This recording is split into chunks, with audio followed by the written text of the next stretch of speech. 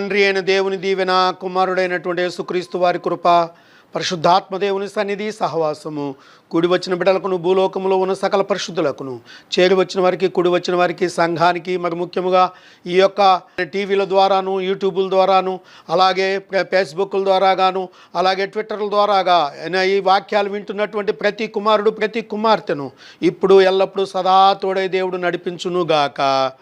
ఆమేన్, ఆమేన్, ఆమేన్. అందరికీ వందనాలు ప్రియ దేవుని పిల్లలారా.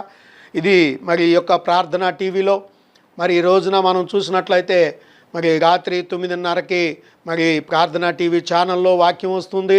అలాగుననే మరి మంగళవారం పొద్దున్న 10 గంటలకు కూడా మరి దాన్ని రిపీట్ చేస్తూ ఉన్నారు.